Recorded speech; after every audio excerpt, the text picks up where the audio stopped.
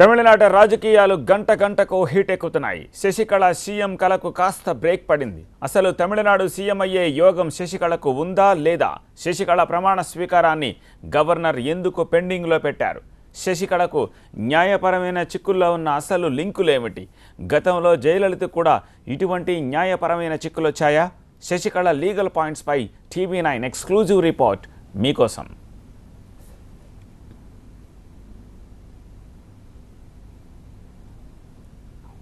శశికళ ప్రమాణ స్వీకారంపై ఢిల్లీలో ఆసక్తికరమైన పరిణామాలు జరుగుతున్నాయి. సోమవారం ఢిల్లీ నుంచి చెన్నై రావాల్సిన తమిళనాడు ఇన్ఛార్జ్ గవర్నర్ విద్యాసాగర్ రావు అకస్మాత్తుగా ముంబైకి వెళ్లిపోయారు. అంతకుముందు ఆయన కేంద్ర హోంమంత్రి రాజ్నాథ్తో సమావేశమయ్యారు. తాజా రాజకీయ పరిస్థితిని చర్చించారు. శశికళపై పలు కేసులు పెండింగ్లో ఉన్నాయి. ఆదాయానికి మించి ఆస్తుల కేసులో సుప్రీంకోర్టు వారం రోజుల్లో తీర్పును వెల్లడించబోతోంది. దీంతో న్యాయపరమైన సమస్యలు వస్తాయని గవర్నర్ భావిస్తున్నట్టు సమాచారం.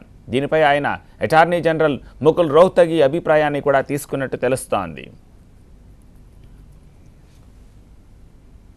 2001లో ప్రభుత్వానికి సంబంధించిన టాన్సీ భూముల కేసులో సుప్రీంకోర్టు జయలలితకు శిక్ష ఖరారు చేసింది. ఇదే సమయంలో అటు 2001 ఎన్నికల్లో ఎక్కడ ఓడిపోతానేమోనని జయలలిత ఒకేసారి 4 చోట్ల నామినేషన్ వేసింది. అయితే కోర్టు తీర్పు ఉండడంతో ఎలక్షన్ కమిషన్ ఆ నామినేషన్ను తిరస్కరించింది.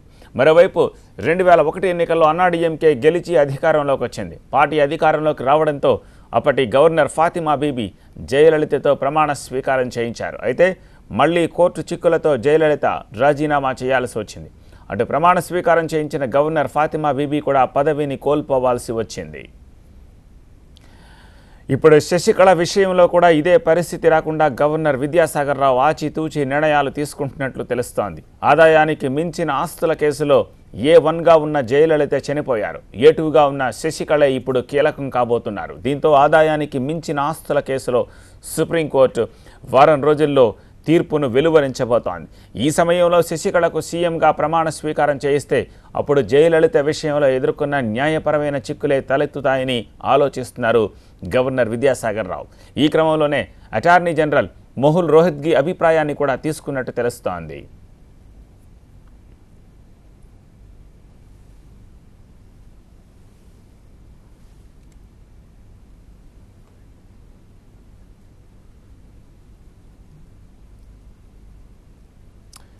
దీంతో చిన్నమ్మ ఇంటి దగ్గర సీన్ అంతా మారిపోయింది. ప్రస్తుతం ముఖ్యమంత్రి ఎవరు అనే దాని మీద కూడా జోరుగా ఊహాగానాలు కొనసాగుతున్నాయి. ప్రస్తుతం ఆపద్ధర్మ ముఖ్యమంత్రిగా ఎవరిని కొనసాగించాలి? గవర్నర్ దీనికి సంబంధించి ఎటువంటి ఆదేశాలు ఇవ్వబోతున్నారు? ఆపద్ధర్మ ముఖ్యమంత్రిగా ప్రస్తుతం పన్నీరు సెల్వంనే కొనసాగిస్తారా, లేకపోతే మరొక ఆలోచన ఏమైనా ఉంటుందా అన్న విషయం మీద కూడా స్పష్టమైన సంకేతాలు అటు కేంద్ర ప్రభుత్వం దగ్గర నుంచి కానీ ఇటు గవర్నర్ దగ్గర నుంచి కానీ రావట్లేదు. ఇదిలా ఉంటే స్టాలిన్ రాష్ట్రపతిని కలవనున్నారు. ఇవాళ రాష్ట్రపతిని కలిసి ఆయన రాష్ట్రపతి పాలనకు డిమాండ్ చేయనున్నారు. తమిళనాడులో అనిశ్చితి వాతావరణం నెలకొందని ఆయన రాష్ట్రపతికి వివరించే ప్రయత్నం చేయబోతున్నారు. సో స్టాలిన్ విజ్ఞాపనను రాష్ట్రపతి ఎలా తీసుకుంటారో అనేది చూడాలి.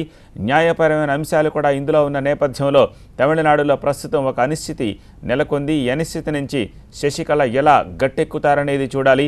అలాగే రాష్ట్రపతి పాలన విధించేందుకు అవకాశాలు ఏ మేరకు ఉన్నాయనే అంశంపై రాష్ట్రపతి న్యాయ నిపుణుల సలహాలను కూడా తీసుకునే అవకాశం లేకపోలేదు. మరోవైపు శశికళకు మార్గం సుగమం చేసేందుకు అన్నాడీఎంకే కార్యకర్తలు ఇంతవరకు ఎటువంటి కార్యాచరణ ముందుకు తీసుకెళ్లలేకపోవడం ఒక ఆశ్చర్యకరమైన విషయంగా తెలుస్తోంది. శశికళ విషయంలో కూడా ఇప్పుడు ఇదే పరిస్థితి రాకుండా గవర్నర్ విద్యాసాగర్ ఆచితూచి నిర్ణయాలు తీసుకుంటున్నట్లుగా తెలుస్తోంది. ఆదాయానికి మించిన ఆస్తుల కేసులో A1గా ఉన్న జయలలిత చనిపోయారు. A2గా ఉన్న శశికళ ఇప్పుడు కీలకమవుతారు. కాబట్టి ఆదాయానికి మించిన ఆస్తుల కేసులో సుప్రీంకోర్టు వారం రోజుల్లో తీర్పును వెల్లడించబోతోంది. ఈ సమయంలో శశికళకు సీఎంగా ప్రమాణ స్వీకారం చేస్తే అప్పుడు జయలలిత విషయంలో ఎదుర్కొన్న న్యాయపరమైన చిక్కులే తలెత్తుతాయని ఆలోచించిన గవర్నర్ విద్యాసాగర్ రావు ప్రస్తుతం దీన్ని సార్ట్అవుట్ చేసే పనిలో ఉన్నట్టుగా తెలుస్తోంది. అటార్నీ జనరల్ ముకుల్ రోహత్గి అభిప్రాయాన్ని కూడా ఆయన తీసుకున్నట్టుగా తెలుస్తోంది.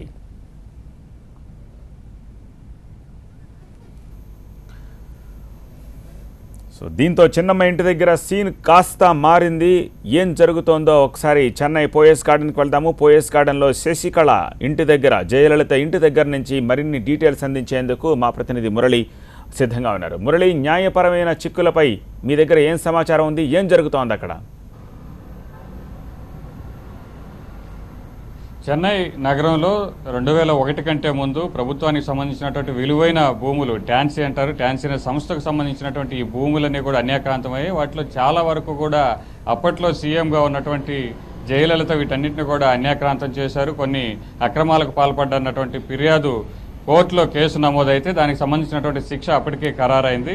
2001లో ఆ శిక్ష ఖరారైన కొద్ది రోజులకే ఎన్నికలు కూడా రావడం.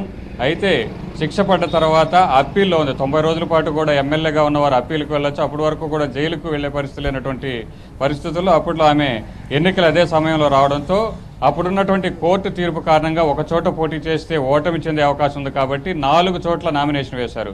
అయితే ఎలక్షన్ కమిషన్ మాత్రం దీని నామినేషన్ తిరస్కరించింది. దీంతో ఎన్నికల్లో పోటీ చేసే అవకాశం కూడా లేదు.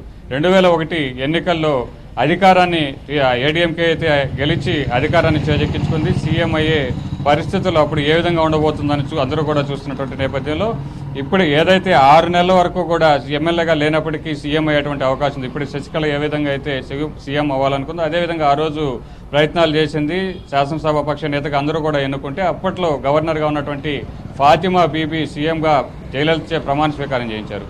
ప్రమాణ స్వీకారం చేసిన కొద్ది రోజులకే మళ్ళీ సుప్రీంకోర్టులో పిటిషన్ దాఖలైంది. కోర్టు కేసులో శిక్ష పడ్డటువంటి ఒక వ్యక్తికి ఎలా మళ్ళీ సీఎం అయ్యేటువంటి అవకాశం ఉంది, దీనిపైన చర్యలు తీసుకోవాలని కోర్టులో పిటిషన్ దాఖలైతే తిరిగి సీఎంగా జయలలిత పదవికి దూరం అవ్వాల్సి వచ్చింది. అప్పుడే మొదటిసారిగా జయలలిత పన్నీర్ సెల్వం ముఖ్యమంత్రిగా కూడా చేసింది. సో ఆ తర్వాత మళ్ళీ కోర్టు 1 సంవత్సరం తర్వాత కోర్టు నుంచి దానికి వచ్చినప్పటికీ కూడాను మరొకసారి కూడా ఇలాంటి సందర్భమే జయలలిత ఎదుర్కోవాల్సి వచ్చింది. సో అప్పుడు ఏదైతే ఈ కోర్టు తీర్పు కారణంగా జయలలిత పదవిని కోల్పోయిందో ఈ వివాదం కారణంగా అప్పట్లో గవర్నర్గా ఎవరైతే జయలలితను ప్రమాణ స్వీకారం చేయించారో ఆ ఫాతిమా బీబీ కూడా పదవికి దూరం కావాల్సి వచ్చింది. సో ఇప్పుడు జరుగుతున్నటువంటి పరిణామాలు కూడా అలాగే ఉన్నాయి. A1గా అక్రమాస్తులకు సంబంధించి జయలలిత A1గా ఉంటే కర్ణాటక కోర్టు విధించినటువంటి తీర్పు ఏదైతే ఉందో దాన్ని సుప్రీంకోర్టులో అప్పీల్కి వెళ్తే అక్విక్ట్ అయినప్పటికీ సో ఇప్పుడు ఉన్నటువంటి పరిస్థితుల్లో జయలలిత మరణించినప్పటికీ A2గా శశికళ ఉంది. శశికళకు ఒకవేళ వ్యతిరేకంగా తీర్పు వస్తే కనుక A1 ప్రధానంగా ఉన్నప్పటికీ A2 పెద్దగా ప్రమేయం ఉండదు, ఆమెకు పెద్ద శిక్ష పడే అవకాశం ఉందని కొందరు భావిస్తున్నప్పటికీ ఏదైతే గతంలో కర్ణాటకలో ఈ కేసు విచారణ జరుగుతున్న సందర్భంలో శశికళ వెళ్ళి జయలలితకు ఏమాత్రం సంబంధం లేదు, తప్పిదమంతా నాదని ఒక కోర్టులో వాంగ్మూలం ఇచ్చినటువంటి నేపథ్యంలో ఆ వాంగ్మూలాన్ని ఆధారంగా తీసుకుని ఇప్పుడు ఖచ్చితంగా A2కు ఇబ్బందులు తలెత్తేటువంటి అవకాశం ఉందని న్యాయ నిపుణులు చెబుతున్నారు. సో మరొకసారి ఎలాగే జరిగితే కనుక శశికళకు కోర్టులో శిక్ష పడితే గతంలో ఏదైతే జయలలిత విషయంలో జరిగిందో తిరిగి మరోసారి శశికళ విషయంలో కూడా జరిగితే ఇటు సీఎంగా ఆమె పదవిని కోల్పోవడంతో పాటు గవర్నర్గా కావచ్చు మిగిలిన గతంలో ఎదురైనటువంటి ఇబ్బందులు ఎదురయ్యే అవకాశం కూడా ఉందన్నటువంటి ఆలోచన కూడా ఉంది. ఇందుకే న్యాయ నిపుణులు సలహా తీసుకుంటున్నారు.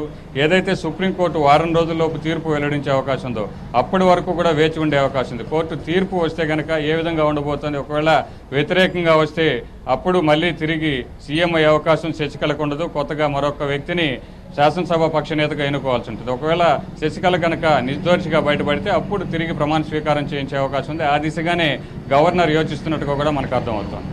మురళి, ఆల్రెడీ 2 రోజులైంది పన్నీర్ సెల్వం తన రాజీనామాను సమర్పించి ఇంకో వారం రోజులు కోర్టులో తీర్పు వెలువరించడానికి సమయం పడుతోంది. సో ఈ బిట్వీన్ ద టైమ్ ఏం కాబోతోంది? విదౌట్ ముఖ్యమంత్రి పాలన ఎలా కొనసాగించే అవకాశం ఉంది? ఓవైపు డిఎంకే రాష్ట్రపతిని కలవనుంది. ఈ అనిశ్చితి కారణంగా రాష్ట్రపతి పాలన విధించేందుకు అవకాశం కల్పించండి అని చెప్పి రాష్ట్రపతిని అభ్యర్థించనున్నారు. ఈ సినారియో గురించి ఏమనుకుంటున్నారు? ఖచ్చితంగా రాజకీయ పార్టీలు అయితే దీన్ని ఒక రాజకీయ అనిశ్చితిగానే చూస్తున్నారు. పాలన అనిశ్చితిగా ఒక పాలన సంక్షోభంగా కూడా చెప్పచ్చు. ముఖ్యమంత్రిగా పన్నీర్ సెల్వం రాజీనామా చేశారు. శాసనసభ పక్ష నేతగా శశికళను ఎన్నుకున్న తర్వాత ఇంకా 2 రోజుల్లోనే ప్రమాణ స్వీకారం చేయబోతున్నారని భావించారు. అయితే నిన్న మధ్యాహ్నం గవర్నర్ విద్యాసాగర్ రావు ఈ పన్నీర్ సెల్వం రాజీనామాని ఆమోదించడంతో ఇప్పుడు ఏదైతే మరుసటి రోజు లేదా 2 రోజుల్లోనే ప్రమాణ స్వీకారం చేస్తారని అందరూ భావించినప్పటికీ కోర్టు తీర్పు రాబోతుందన్న వార్తలు రావడం, గవర్నర్ అపాయింట్మెంట్ దొరకపోవడం, ఇవాళ జరగాల్సినటువంటి ప్రమాణ స్వీకారం కూడా రద్దవడంతో ఇప్పుడు ప్రస్తుతానికైతే ఒక సందిగ్ధత నెలకొంది. ఈ పరిస్థితుల్లోనే నిన్న రాజీనామా ఆమోదించినటువంటి గవర్నర్ కూడా ఒక్క విషయాన్ని చెప్పారు, తదుపరి సీఎం వచ్చే వరకు మీరు తాత్కాలికంగా బాధ్యతలు చేపట్టాలని చెప్పడంతో ప్రస్తుతం ఆపద్ధర్మ సీఎంగా పన్నీర్ సెల్వం కొనసాగేటువంటి అవకాశం ఉంది. ఆల్రైట్, మరిన్ని అప్డేట్స్ కోసం మిమ్మల్ని మళ్ళీ కాంటాక్ట్ చేస్తాము. Thank you so much Murali. అది చెన్నైలో పోయస్ గార్డెన్ దగ్గర చిన్నమ్మ ఇంటి దగ్గర పరిస్థితి. న్యాయపరమైన చిక్కుల్ని అధిగమించిన తర్వాతే ఏ మూవ్ తీసుకోవాలి అనే దానిపై గవర్నర్ ప్రస్తుతం అటార్నీ జనరల్తో చర్చలు చేస్తున్నారు. దీంతో ఏం జరుగుతుందన్నది వేచి చూడాలి. కానీ అంతవరకు మాత్రం గవర్నర్ పన్నీర్ సెల్వం రాజీనామాను ఆమోదించినా సరే ఆపద్ధర్మ ముఖ్యమంత్రిగా తదుపరి ముఖ్యమంత్రిగా కొనసాగే వరకు ఉండాలని చెప్పారు. శశికళ న్యాయపరమైన చిక్కుల గురించి చూస్తున్నాము. ఇక తమిళనాట రాజకీయాలు వేగంగా మారిపోతున్నాయి. సాయంత్రం ఢిల్లీకి చేరుకుంటున్నారు డిఎంకే వర్కింగ్ ప్రెసిడెంట్ స్టాలిన్. రాష్ట్రపతి ప్రణబ్తో పాటు కేంద్ర హోంమంత్రి రాజ్నాథ్ సింగ్తో కూడా ఆయన సమావేశం కానున్నారు. రాష్ట్రంలో ఒక రాజకీయ అస్థిరత నెలకొందని, రాష్ట్రపతి పాలన విధించాలని ఆయన డిమాండ్ చేయబోతున్నారు.